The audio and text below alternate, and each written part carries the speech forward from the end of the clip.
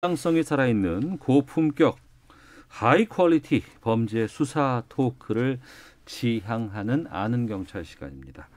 배상훈 전 서울경찰청 범죄심리 분석관 나오셨습니다. 안녕하십니까? 안녕하세요. 김은배 전 서울경찰청 국제범죄 수사팀장 자리하셨습니다. 안녕하십니까? 안녕하십니까? 예.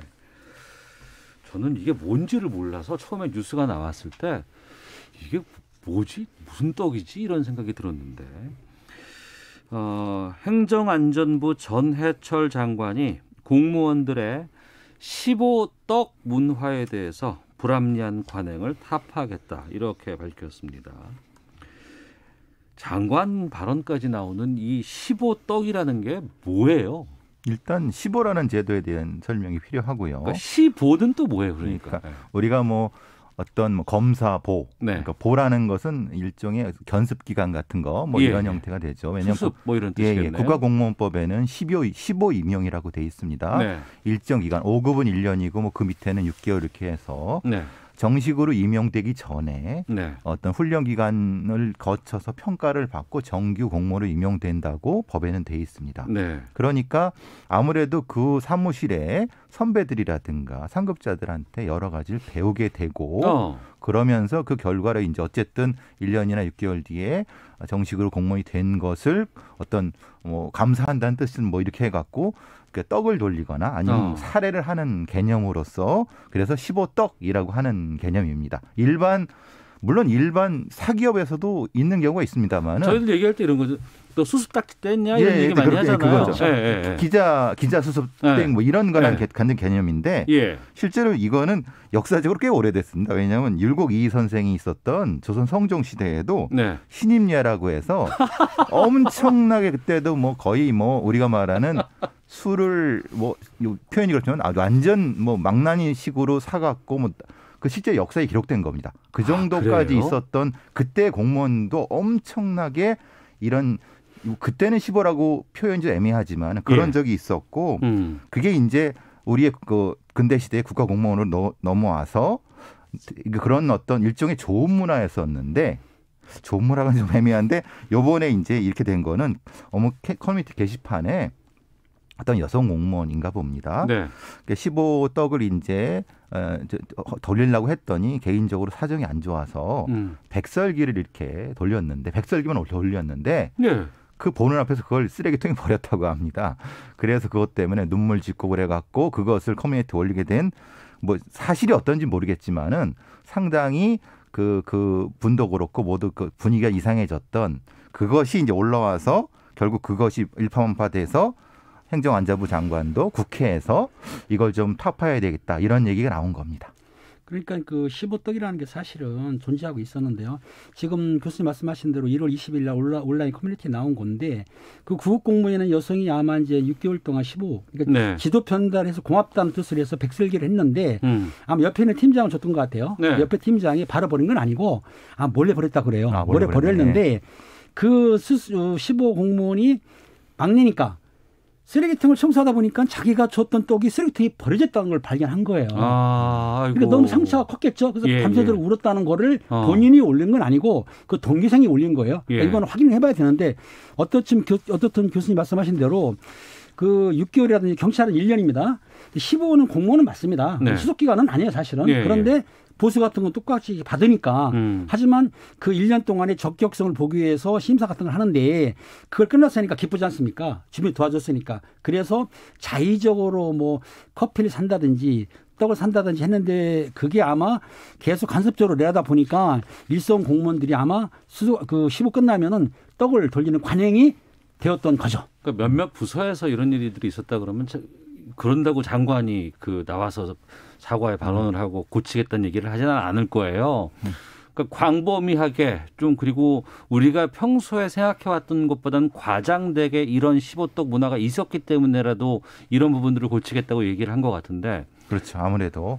경찰도 있어요 이런 거? 그거는 저도 이제 15로 있었거든요. 우리는 1년이기 때문에. 그런데 제가 15 끝날 때는 제가 떡을 산 게 아니고 선배들이 저한테 회식을 시켜줬어요. 반대입니다. 지금도 제가 거짓말 아니고 지금도 제가 지구대 확인했더니 지구대장이 하는 말이 요즘 같은 경우에도 15가 끝나게 되면 본인들이 내는 게 아니고 그 팀이라든가 지구대장이 조금 해서 케이크 네. 정도는 자르고 밥은 안 한다. 왜? 코로나 때문에 식사는 안 하고 그 대 내에서 그 뭐라죠? 그 케이크만 자르는데 경찰 같은 경우에 제가 있어봤지만 제 후배들도 많았는데 실제적으로 15가 사는 적은 없었어요. 저희는. 뭐 선배들이 한턱을 냅니다. 저 같은 경우도 그냥 이렇게 대충 끝났을 즈음에 네. 같이 이제 밥 먹는 정도로 뭐 그것도 제가 낸 게 아니라 같이 돌아가면서 했기 때문에 글쎄요 경찰들은 아마 저도 이게 좀 뭐라 하나 이런 비슷한 게 있다는 얘기 들었는데 경찰들은 좀 낯설죠. 근데 일반 행정 공무원들이라든가 이런 분들 그리고 보니까 이제 여러 공무원 노조 같은 데서 예. 이런 문제 제기를 하는 것 같아요. 그래서 이걸 타파해 보자라고 하는 얘기가 되는 거 보니까 아무래도 여러 그 직종에 따라 좀 다르겠지만 있는 것 같기도 하고. 근데 이게 이제 여러 변에서 볼 때 일종의 도제 시스템하고 연결되지 않았을까. 네. 그리고 일종의 업무의 인수인계 부분에서 명확한 부분이 없기 때문에 그러니까 선배가 안 가르쳐주면 그 신입이 일을 배울 수가 없지 않습니까? 그렇죠. 네, 네. 그러니까 그렇게 하려고 하면 아쉬운 입장에서 해야 되는 이런 과정 속에서 이런 게 생긴 게 아닐까라는 문제 제기라는 사람도 있어요. 왜냐하면 제대로 된 정규화된 업무 인수인계 체계가 미흡한 것이 결국은 여기까지 여파가 오는 것이 아닌가라는 네. 제도적인 개선을 얘기하는 분들도 있습니다. 이게 관행으로 굳어져 버리면은요, 이거를 개인 한 명이 깨기가 참 쉽지 않아요. 수십 년 동안 만약에 해왔다고 하고 뭐 수십 년을 넘어서 수백 년까지 지금 얘기가 나오고 있는 상황에서 누구 하나가 이거 불합리한 관행이니까 나는 그냥 떡 안 돌릴래요. 이랬다간 정말 그 사회에서 힘들어질 수도 있는 것이고 왕따 당하는 거죠. 그렇죠. 공동체 생활에서 다른 사람은 하는데 예. 나만 안 한다고 한다면 쟤는 왜 그래 하고 왕따도 가능하고 까칠하다 할 수 있기 때문에 예. 본인이 하고 싶지 않아도 의무적으로 한다 그러면 이 문제가 있는 거죠. 근데 이제 갚아야 되죠. 보니까 저 인터넷을 찾아보니까요. 15떡이라고 치면은 그 떡 세트가 이만큼 나옵니다. 그러니까 그 산업까지 이게 지금 활성화되어 있다는 거 아니에요? 그 어떤 시청이나 아니면 구청 같은데 모으면 근처에 떡집이 있는데 예. 15떡 하면은 뭐 알아듣는 거예요. 그 사장님은. 근데 그게 단가가 세다는 겁니다. 왜냐하면 상당히 뭐 여기 모양이 좀 있는 먹을만하게 되는 거는 그러니까 선물 세트 같은 디자인 같은 것들도 신경 써야 되고 그렇죠. 색깔 같은 것도 신경 써야 되고 하다 보니까 가격이 막 천정부지로 치솟고 뭐 이런 거 아니에요. 근데 이제 또 김영란법 때문에 한 1인당 3만 원은 안 넘어가는 형태로 한 2만 원 정도로 했는데 문제는 범위가 문제입니다. 그게 네. 우리 팀만 하는 것이 아니라 팀을 넘어서는 하면은 이게 수십 명이 될 수도 있다는 겁니다. 그 15 월급이 얼마나 된다고? 그러니까요. 15월급이 제일 적죠. 그러니까 제일 낮으니까요. 제일 막내니까 제일 적을 호봉이 수밖에 제일 없는 작으니까. 거죠. 그렇죠. 그러니까 장관께서도 그런 얘기를 하신 거죠. 이게 뭔가 좀 개선책이 필요하겠다고 하는 것이 예. 이게 분명히 아주 나쁜 문화 뭐 이런 건 아닙니다. 그러니까 좋은 점이 있긴 있는데 이것을 어떤 적용하는데 여러 가지 관행을 낳아갖고 굉장히 경제적 부담을 가지고 또 아까 백설기 공무원처럼 네. 개인적으로 사정이 안 좋은 경우에는 사실은 그렇죠. 그럴 수도 부담이 있는데 되죠. 근데 그것을 일종의 모욕죽이나 집단 괴롭힘의 방법으로 썼다. 그렇기 때문에 지금 이게 문제가 되지 않았나 싶습니다. 이거는 앞서 김은배 팀장께서 말씀하셨던 것처럼 완전히 바꿔야 되지 않을까 싶기도 하고 선배들이 그 15 끝났으니까 고생했다라고 그렇죠. 해서 선배들이 함께 사주는 문화로 바꿔야 되는 거 아닌가요? 어떻게 보세요? 그 문화가 지금 우리 경찰 조직에서는 말씀드린 경찰은 그러고 있답니다. 예, 그렇습니다. 그렇기 때문에 요거를 그걸 본받으라는 건 아니고 어쨌든 그 15 끝났다고 하더라도 당사자가 이렇게 무리하면서까지 그 선물한다든지 떡을 돌린다든지 하는 것은 정말 없애야 될 거라고 생각이 듭니다. 근데 이제 문제는 장관이 공문으로 업무 지시로 하지 마세요라고 해서 안 하느냐 이 말이죠. 안 해야죠. 근데 이제 문제는 장관은 이제 어차피 정무직으로 갈 사람이고 직업 공무원들은 오랫동안 같이 얼굴을 볼 사람들인데 여기서도 어공 늘고 나오는 거군요. 그렇게 되는데 아니 그냥 어쨌든 조금 이게 모난 사람 되지 않으려고 뭐 장관은 업무지시를 내렸지만은 뭐 조금 이렇게 한다라고 하면은 그걸 막을 수 있냐 이 말입니다. 그러니까요. 그래서 저희가 말씀드리는 거예요. 이거 바꿔주셔야 되고 또 모두가 다 행복하는 이런 그 문화가 되어야 되는데 누군가는 불편하고 억지로 해야 되는 거라 그러면은 좀 바꿔야 되지 않겠습니까? 그렇죠. 지금 보시기에 지금 누가 보더라도 지금 억지로 한다 그러면 안 되는 건데 실제적으로 그 그 시부를 뗀 공무원이 그 팀들한테 커피 한잔 샀게. 근데 이걸 또 막는다. 이렇게 보면 그렇거든요. 그건 그렇죠. 하지만 내가 의무감을 갖는다는 건 안 되기 때문에 15떡이란 자체가 이거 선물이라고 보지 않습니까? 이런 말이 없어지도록 아무튼 없애야 되는 건데 장관께서 그렇게 했지 않습니까? 그럼 지침에 따라야죠 일단은. 그렇죠. 근데 누구는 하고 누구는 안 하면 안 되니까 안 하려면 일괄적으로 안 해야 돼요. 그렇죠. 전체 안 하는 걸로. 그렇죠. 그 부서장들이 그 신경 써야 돼요. 그거는. 그렇죠. 예, 다른 사람들보다도 부서장들이 나서서 내가 있는 한 이런 부서, 우리 부서에서는 안 된다. 이거 해줘야 되고, 그다음에 이제 또 결혼을 한다거나 뭐 휴가를 갔다 온다거나 뭘 하거나 이러면 또 항상 떡 돌리는 거는 문화이긴 맞아요. 문화이긴 맞지만 이게 마치 의무감처럼 돼야 되고, 쟤는 이만큼 줬는데 얘는 뭐 저렴한 거 가지고 왔는데 이거 갖고 뭐라고 하는 사람 정말 그건 꼰대의 지름길입니다. 예. 5383님이 선배들의 객출로 신입을 환영하는 것이 부담도 적고 무척 훈훈하고 바람직해 보입니다. 8594님, 오태훈 앵커께서는 후배분들에게 식사 대접해 주셨나요? 흐흐라고 했는데 저희는 신입사원 들어오면 그리고 또 이제 일정 정도 교육이 끝날 때 되면은 다 선배들이 다 함께 하고 저도 해야 되는데 요즘 코로나 때문에 이거 하기가 좀 힘들어서 조심스럽게 KBS도 이 시범문화는 없다는 없어요. 없어요. 전혀 없습니다. 예. 달달파크님, 시대에 맞지 않는 관습은 과감히 타파해야죠라는 의견도 주셨습니다. 자, 아는 경찰 다음 주제 또 가보도록 하겠습니다. 학교 이름을 밝혀도 될지 모르겠네요. 서울 노원구에 있는 학교에서 성추행 의혹 사건이 있었고 가해자로 기소된 전직 교사가 실형을 선고받고 법정 구속된 일이 있었습니다. 기은배 팀장님, 어떤 일들이 있었습니까? 이게 거슬러 가게 되면 2011년 3월부터 2012년 9월까지 그 노원에 있는 용화 고등학교에서 선생들이 교사들이 여학생들을 상대로 그 성추행한 사건인데요. 이걸 나중에 이제 2018년 4월달에 수사가 시작됐습니다. 그런데 희한하게도 이거를 가해자인 교사들을 불기소를 했어요. 증거불충분으로.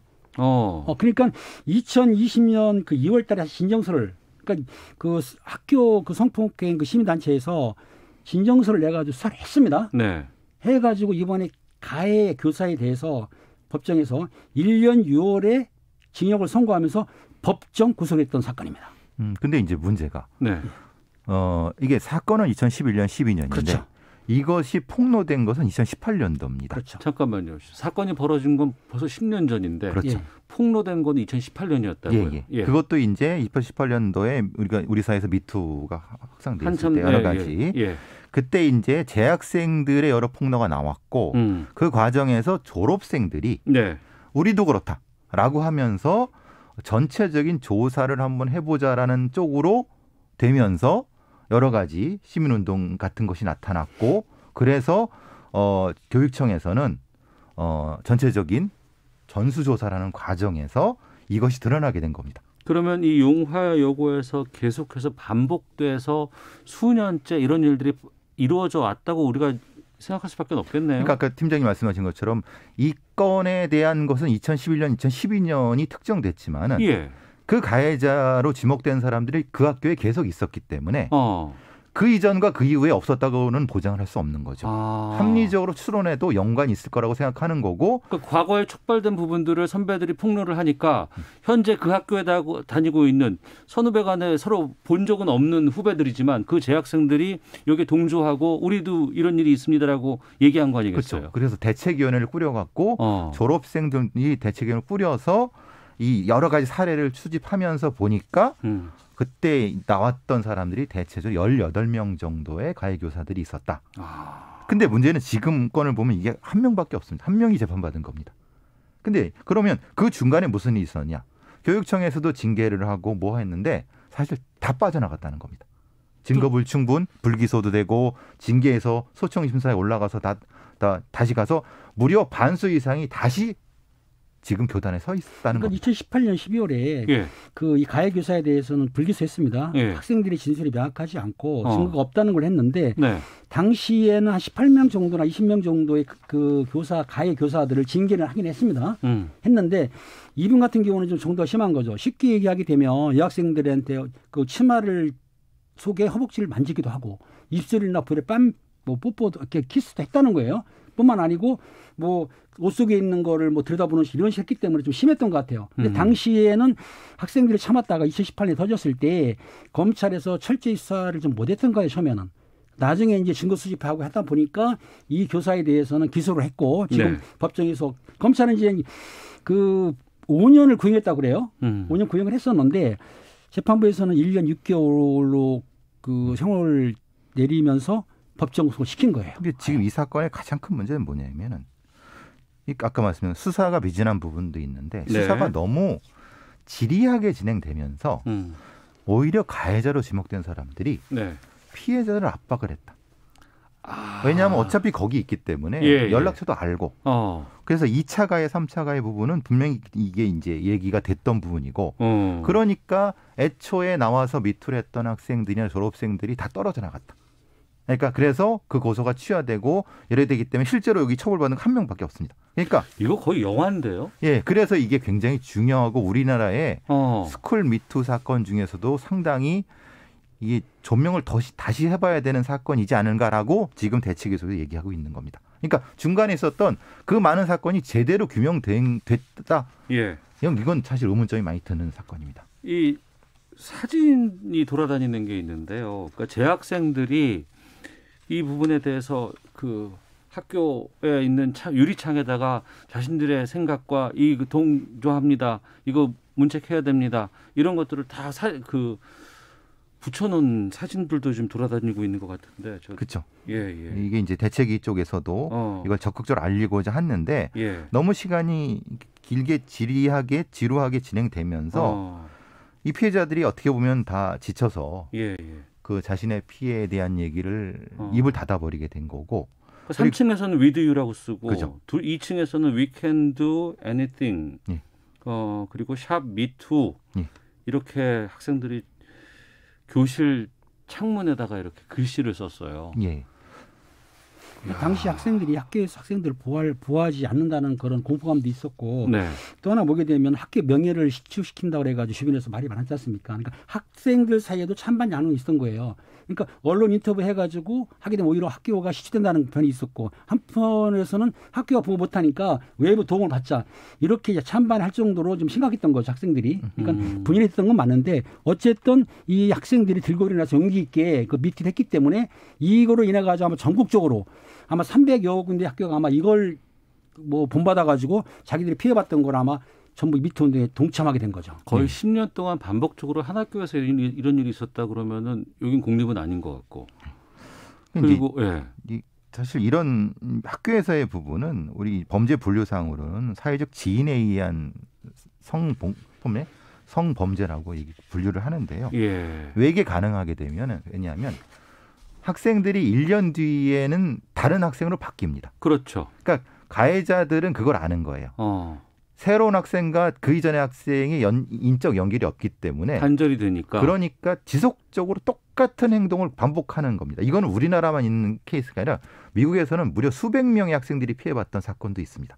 왜냐하면 그게 사립학교니까 한 교사가 네네. 반복되고 근데 이것은 교사 하나가 아니라 그 교사들의 집단이 서로 묵인해주는 과정에서 집단적인 형태의 성폭력이 지속적으로 유지됐기 때문에 이 여고 같은 사건이 발생하는 겁니다. 게다가 이런 일을 한번 저질렀는데 내가 피해를 보질 않네. 그렇죠.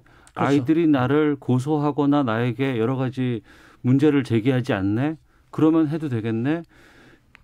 1년, 2년, 3년 계속 쌓여서 이 경우들이 반복돼 왔고 그리고 누군가는 힘을 내서 고소를 하고 발표를 했는데 고발을 했는데도 불구하고 경찰에서는 뜨뜻미지근하게 이걸 넘겨버리고 그 사이에 고발을 한 학생들은 이 선생님한테 또 혼이 나고 괴롭힘을 당하고 거죠. 그렇죠. 그런데 교육청이나 교육당국에서는 나 몰라라 하고 그 징계를 했는데도 징계해서 다 제도적으로 1차, 2차, 3 넘어가서는 다 징계가 풀리고 이게 우리나라의 이 성범죄에 관련된 모든 모순이 다 이 건에 들어가 있는 겁니다. 그러면 이거 더 이상 여기서만 있었을까요? 아니면 다른 학교에서는 또 이런 일들이 없었을까요? 라는 생각들이 그렇죠. 들거든요. 왜냐하면 그건 아까 팀장이 말씀하신 것처럼 그 외의 학교에서도 우리도 똑같이 그랬다는 거 계속 터져나왔거든요. 그리고 아마 코로나 사태가 없었으면은 더 많이 확정됐을 텐데 사실 코로나 사태 때문에 더 이게 못한 부분이 있죠. 그러니까 학교 성폭력 문제가 사실 학교 자체에서 가해 교사들을 보호하는 입장이거든요. 예. 학생들 같은 경우도 증거를 뭐 바로 만드는 건 아니기 때문에 증거가 없으면 처벌할 수 없으니까 좀 미온적인 건데 실제적으로 고소고발이 있으면은 신속히 조사를 해야 되고 또 조사 내용을 공개를 해야 되는데 공개를 안 하지 않습니까? 왜? 명예훼손 때문에 공개가 안 되기 때문에 이런 걸 해야 되고 만약에 어느 학교에서 이런 게 있다 그러면 전수조사를 해가지고 그걸 밝혀야 되는데 사실 그렇지 않거든요. 그러다 보니 학생들이 용기를 내기가 쉽지 않았던 거죠. 이거 막기 위한 조치들은 저희가 지금 헤드라인 뉴스 듣고 기상청 교통정보센터 다녀온 이후에 두 분과 계속해서 좀 근절할 수 있는 방안 좀 찾아보도록 하겠습니다. 예, 아는 경찰 돌아왔습니다. 앞서서 용화여고 스쿨미투 가해교사 법정 구속된 내용 살펴봤습니다. 구체적인 내용들을 좀 살펴보니까 답답하기도 하고 안타깝기도 하고 이제 와서라도 이것이 좀 처벌이 된 것은 다행스럽게 봐야 될지만 부족한 건 많습니다. 학교 내 이런 문제들을 어떻게 좀 근절해야 될까요? 방안들 뭘 해야 될까요? 기본적으로 교사를 임용하거나 네. 할 때 성범죄 전력이라든가 성 관련된 부분에서의 걸름 장치가 분명히 있어야 되고요. 그리고 학교 내에서 이런 일이 벌어졌을 때 언스트라크 아웃이라든가 이런 제도적인 강함이 존재해야 되는데 네. 우리 아직의 제도적인 미비점이 분명히 존재합니다. 말하자면 이런 일이 벌어졌을 때 사립학교 재단이라든가 교육당국에서 이제 쉬쉬하고 미봉책이 바쁘고 어떤 강력한 어떤 제도적 전환이 되어서 우리 학생들을 보호할 수 있는 그런 제도 장치가 필요하다고 보여집니다. 이걸 두 가지로 볼 수 있는데요. 사전 예방적으로 해가지고 성폭력 예방 교육을 학교마다 철저히 시켜야 되고 또 성폭력 신고센터를 만들어야 되거든요. 네. 그렇게 해서 아예 일어나지 않게 해야 되는데 불구하고 발생했을 경우에는 신속히 고소고발을 하고 그 사건을 좀 제대로 빨리 조치하는 거예요. 그리고 가해자 같은 경우에 징계도뿐만 아니라 형사적 처벌을 강하게 하게 되는 거 아닙니까? 예. 그리고 나서 그 내용도 공개하면 되는 거예요. 가해자들의 명단도 공개를 하고 또 하나 또 피해자를 보호해야 되겠죠. 이런 두 가지 전략을 써가지고 강하게 하게 되면은 완전하게 박멸하지 못한다 하더라도 많이 줄어들 수가 있는 거죠. 알겠습니다. 하나만 더 보겠습니다. 저희가 지난번에 다뤘던 내용이었고, 그러니까 정당방위 얘기를 하면서 그 성폭행을 하던 남성의 혀를 절단한 사건, 이게 정당방위로 인정받았다. 과잉방위지만 불기소했다. 이 부분들 다뤘는데 그때 거론됐던 내용이었습니다. 56년 전에 자신을 성폭행하려던 남성의 혀를 절단해서 징역형을 선고받은 전례가 있었는데 그 해당하시는 분이 재심 청구를 했는데 기각이 됐네요. 예. 사건은 1964년 5월에 있었던 사건입니다. 네. 그때 이제 피해자는 18살에 여기 말하자면 최모 씨고요. 가해자는 노모 씨였는데 당시 21세였습니다. 근데 이제 그 당시에 가해자가 이 가해자의 혀를 1.5cm 자른 혐의로 그 피해자였던 분이 중상해죄로 기소됐고 65년 그 다음 연도에 그 피해자분이 징역 10월에 집행유예 2년을 선고받은 사건이고 이 사건의 재심을 다시 신청을 했는데 요번에 네. 기각이 됐던 사건입니다. 왜 기각이 나왔을까요? 이 청구는 정당하게 했는데 실제적으로 법관들은 뭐라고 봤냐면은 그 당시에 무죄 등을 인정할 만한 새로운 증거가 없다. 재심은 사실 무죄 등을 인정할 만한 자료가 있어야 되거든요. 그러니까 증언이나 진술이 허위라든지 서류가 가짜라든지 네. 아니면 무고라든지 이런 있으면은 재심 청구를 받아들일 수가 있는데 그런 사항이 없다고 했기 때문에 기각을 해버렸어요. 그러면서 법관들이 뭐라고 했냐면 청구인의 재심 청구는 받아들일 수는 없지만 청구인의 용기와 외침이 헛되이 사라지지 않고 이 시대를 함께 살아가는 우리 공동체에 구성한 한 사람 한 사람에게 커다란 울림과 영감을 줄 것이라고 말은 했어요. 그럼에도 불구하고 재심 청구는 받아들이지 않았던 거죠. 그러니까 재심 자체는 새로운 증거 그리고 공무원의 위법한 행위로 재심을 받아줄 수 있다라고 하는 조건이 있지만은 그러니까 이 사건에서는 사실 여부에 대한 평가는 필요 없습니다. 왜냐하면 이미 다 인정했고 사실 여부는 이미 나와 있고 증거도 이미 다 나와 있는 건데 문제는 평가입니다. 평가가 그 평가를 과거에 했던 그 법관들의 평가로 인한 판례를 새롭게 새로운 시대에 그거를 판례를 변경할 수 있느냐라는 부분에서 아마 법적인 어떤 문제가 어떤 막힌 거고 시대적 상황이라든가 여러 가지 어떤 성인지 감수성으로 봤을 때는 분명히 이 법관들도 이게 바뀌어야 된다는 걸 알고 있는 것 같아요. 그래서 아까 팀님 말씀에 그 얘기를 했는데 제도적인 면제 그리고 조금은 이걸 바꾸려고 하는 어떤 일종의 용기라고 할까요? 그게 부족했던 것 같습니다. 그러네요. 네. 근데 솔직히 그럴 거면 그렇게까지 얘기를 해줄 거면 재심을 받아주면 되잖아요. 그때 사항을 지금 반영 안 한 게 뭐냐면 최근에 전번에 이 똑같은 사건 그렇죠. 중에서 지난번에 3cm 했다는 게 있습니까? 네. 이때 경찰에서는 과잉방위를 했지만 검찰에서는 정당방위 인정을 했어요. 네. 왜냐하면 이 사건 똑같습니다. 이 사건 같은 경우에도 사실은 그 중상해는 맞지만 과잉방위라 하더라도 공포 경악이기 때문에 그때 처벌하지 않았어야 되는데 그때 알다시피 이분한테 징역 10월에 집행유예 2년을 내린 거예요. 그리고 가해자한테는 참 웃기지도 않게도 강간죄는 뺐습니다. 검찰에서 빼고 특수 협박죄라든지 숙소 증거 침입을 해가지고 징역 6월에 집행유예 2년을 했어요. 더군다나 그 사람은 불구속을 했고 이 피해자라고 하는 최 모 씨는 구속이 돼서 6개월간 구치소에 있었던 거예요. 그러니까 그 당시에 여성의 지위라든지 성의 인지 감성이 너무나 낮았다고 보는 거죠. 근데 이제 그때 판사의 좀 잘못된 이상한 그 판결을 후배 판사들이 바꿀 수 있느냐? 이것이 저는 이게 핵심이라고 보거든요. 네. 저는 바꿨어야 된다고 봐요. 저도요. 예. 근데 문제는 그렇게 되다 보면은 다른 비슷한 류의 사건들을 다 바꿔야 되느냐라고 법에 관련된 분들은 그렇게 반문을 하시는 거죠. 근데 저는 다 바꿔야 된다고 보는 거죠. 네. 근데 법관들이나 법에 관련된 분들은 법의 안정성 때문에 그것은 불가능하다. 여기에 이제 가치관의 문제가 들어가는 것 같습니다. 네. 그 결정문 마지막에 마음이 가볍지 않다, 아쉽다 이런 거 쓰는 거 그게 뭔 의미가 있어요?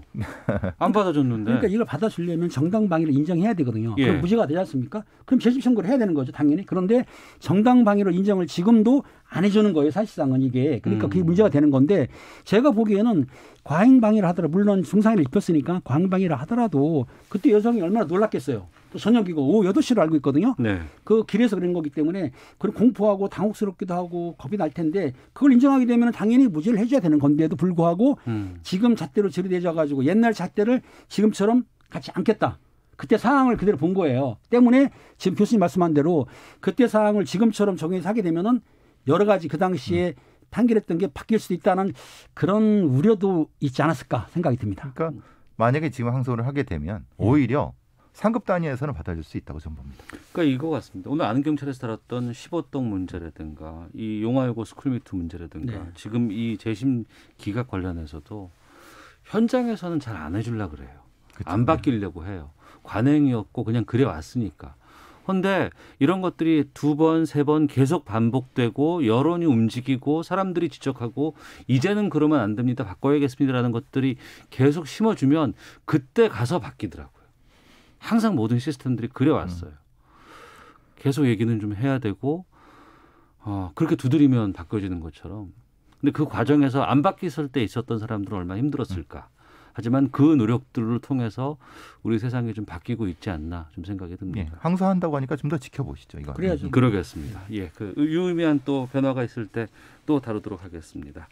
자, 아는 경찰 김은배 전 서울경찰청 국제범죄수사팀장, 배상훈 전 서울경찰청 범죄심리 분석관과 함께했습니다. 두 분 오늘 말씀 고맙습니다. 감사합니다. 감사합니다.